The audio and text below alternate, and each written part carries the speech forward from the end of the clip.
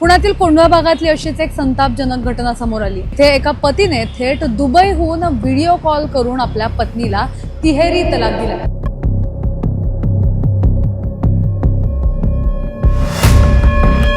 नवरा बायकोचं भांडण झाल्यावर तलाक होतात आणि अशा अनेक घटना तुम्ही पाहिल्या असतील, बातम्या पाहिल्या असतील। मात्र आजच्या बातमीमध्ये हा तलाक थोडा वेगळा आहे, व्हिडिओ कॉलवरचा तलाक। तंत्रज्ञानाचा वापर प्रगतीसाठी व्हायला हवा, पण जेव्हा त्याचा वापर नात्यात फूट पाडण्यासाठी किंवा कोणाचं आयुष्य उद्ध्वस्त करण्यासाठी होतो तेव्हा मात्र याने डोकं सुन्न होतं। पुण्यातील कोंढवा भागातली अशीच एक संतापजनक घटना समोर आली। इथे एका पतीने थेट दुबईहून व्हिडिओ कॉल करून आपल्या पत्नीला तिहेरी तलाक दिला। तुम्ही विचार करा, ज्या सोशल मीडिया किंवा कॉलिंग ॲप्सचा वापर माणसांना जोडण्यासाठी आपण करतो त्याचाच वापर करून एका महिलेचा संसार असा रोडवर आणला गेलाय। तर ही घटना नेमकी काय आहे ते आपण सविस्तर समजून घेऊयात। पुण्यात राहणाऱ्या एका 30 वर्षांच्या महिलेने या प्रकरणी कोंढवा पोलीस स्टेशनमध्ये धाव घेतली आहे आणि आपल्या प्रतिविरोधात तक्रार दाखल केलेली आहे। तिचा पती नवाज पंडारा वल्लापिल हा मूळचा केरळचा असून सध्या तो दुबईमध्ये राहतो। दुबईमध्ये तो नोकरी करतो अशी सुद्धा माहिती मिळते। त्या महिलेचा असा आरोप आहे की लग्नाच्या काही काळानंतरच तिच्या पतीने तिचा छळ करायला सुरुवात केली। संशयावरून होणारा मानसिक छळ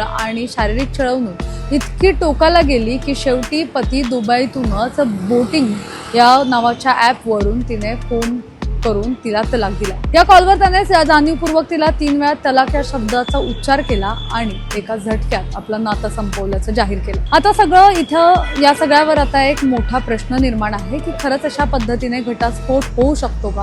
तर भारत सरकारने तिहेरी तलाकावर बंदी घातली आहे आणि तो कायद्याने गुन्हा ठरवलाय, पण तरी सुद्धा अशा घटना थांबवण्याचं नाव घेत नाहीये। त्या महिलेच्या म्हणण्यानुसार 18 जुलै 2023 पासून ते या वर्षाच्या मे महिन्यापर्यंत सततचा छळ केला जात होता। तिच्या चारित्र्यावर संशय घेणं, तिला मारहाण करणं आणि तिचे इतर संबंध असल्याच्या आरोपांवरून तिला छळणं हे प्रकार सुरूच होते। पती केवळ तोंडी तलाक देऊनच थांबला नाही, तर त्याने हे सगळे प्रकार जाणीवपूर्वक केल्याचं सुद्धा म्हटलं। कोंढवा पोलिसांनी या तक्रारीची गंभीर दखल घेतली असून आता पतीवर भारतीय न्याय संहितेच्या कलम 85/352 आणि 115(2) सोबतच मुस्लिम महिला विवाह हक्काचा जो संरक्षण कायदा आहे 2019 तर त्या अंतर्गत सुद्धा गुन्हा दाखल केलाय। पोलीस आता या प्रकरणातील डिजिटल पुरावे, कॉल रेकॉर्डिंगची तपासणी करतात आणि ही घटना आपल्याला सुद्धा पुन्हा एकदा विचार करायला लावते, भाग पाडते की कायदा कितीही कडक झाला तरी अशा लोकांच्या काही मानसिकतेत बदल होऊ शकत नाही। कोणाचं आयुष्य इतकं सोपं असू शकतं का की असा एका व्हिडिओ कॉलवर उद्ध्वस्त होऊ शकतं? हे कितपत योग्य आहे हे सगळं पाहणं महत्त्वाचं असणार आहे।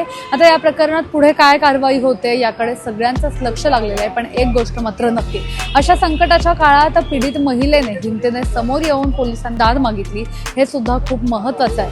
अशा प्रवृत्तींना आळा बसवण्यासाठी आता कायद्याचा धाक असणं अत्यंत गरजेचं असल्याचं बोललं जात आहे। कॅमेरा पर्सन अजय गांगुर्डेसह मी मोना येनपुरे, सिविक मिरर, पुणे।